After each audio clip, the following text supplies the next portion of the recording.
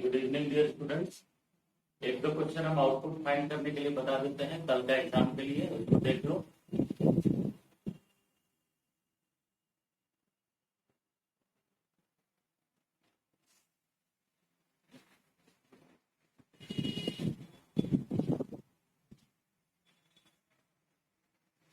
ये सपोज करो क्वेश्चन, अब देखो बी लेस देन और equal to A, condition true है। Then A equal to A divided by B, answer 10 आएगा। प्रिंट ए, ठीक है, 10 प्रिंट हो गया। उसके बाद वापस जाओगे तो ए का वैल्यू चेंज कर जाएगा, ए हो जाएगा 10। अभी भी कंडीशन ट्रू है क्योंकि हम यहाँ डिवाइड करके 10 स्टोर कर दिए हैं ए में, तो 5 इज लेस देन और इक्वल टू 10। फिर डिवाइड करेंगे 10/5, इसका आंसर आएगा 2। फिर 2 प्रिंट हो जाएगा। अभी वापस जाओगे तो 5 लेस देन और इक्वल टू ये फॉल्स हो जाएगा। तो ऐसे हम व्हाइल लूप का आउटपुट फाइंड कर सकते हैं। इसके अलावा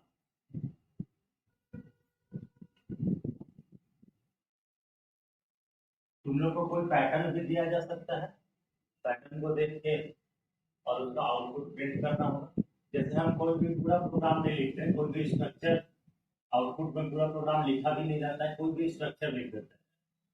for to I equals to 1 less than और equals to 4 I plus plus, कुछ भी स्ट्रक्चर लिखा हुआ होता है।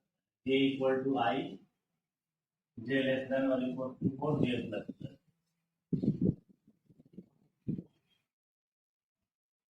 सिस्टम डॉट आउट और print J, then system dot out और print J.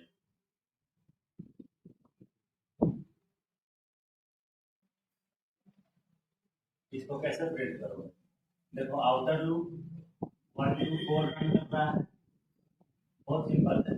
Inner loop I to 4 run, I 1 है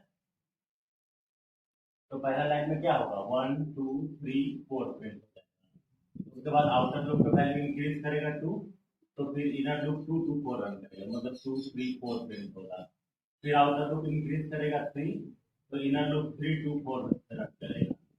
फिर आउटर लूप इंक्रीज करेगा 4 हो जाएगा, तो आउटर लूप एक बार रन करेगा 4 to 4। फिर आउटर लूप 5 हो जाएगा, तो लूप का स्ट्रक्चर फॉल्स हो जाएगा। ठीक है, तो ऐसे प्रिंट करेगा, ये होगा। इसके अलावा तुम लोग को कन्वर्जन आ सकता है, जैसे कि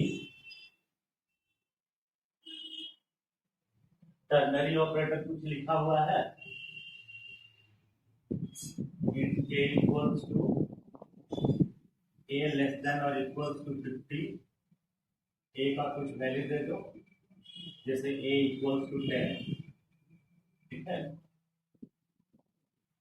then a into 10 colon a plus 10, ऐसे कुछ भी लिखा हुआ है, ठीक है। तो इसको तुमको if else से लिख के दिखाना है, rewrite the ternary operator using if else statement. तो कैसे लिखोगे? बहुत सिंपल है। देखो ये कंडीशन है, तो इसको इफ में लिखो, इफ ए लेस देन और इक्वल टू 50। अगर कंडीशन ट्रू होगा तो एक्सप्रेशन 1 में जाता है, और अगर फॉल्स होगा तो एक्सप्रेशन 2 में जाता है, ठीक है। तो एक्सप्रेशन 1 में लिख दोगे k equal to a into 10, क्योंकि k में आंसर स्टोर हो रहा है ना, और else k equal to a plus 10, false होगा तो एल्स में जाएगा। हो गया रिराइट। इसके अलावा कभी कभी लूप्स को भी कन्वर्ट करने के लिए दिया जाता है, तो एक छोटा सा क्वेश्चन हम लूप्स का भी बता देते हैं। जैसे मान लो हम कोई फॉर लूप लिखते हैं, for int a equals to 1 less than or equals to 10, a equal to a plus 2। इसका बॉडी में लिख देते हैं system dot out dot println a। इसको व्हाइल लूप से लिख के दिखाना है, तो कैसे लिखोगे? अब देखो सबसे पहला चीज क्या है, फॉर लूप में इनिशियल वैल्यू होता है, फाइनल वैल्यू होता है, स्टेप वैल्यू होता है। और व्हाइल लूप में क्या होता है? सिर्फ फाइनल वैल्यू होता है, मतलब फाइनल वैल्यू का मतलब कंडीशन।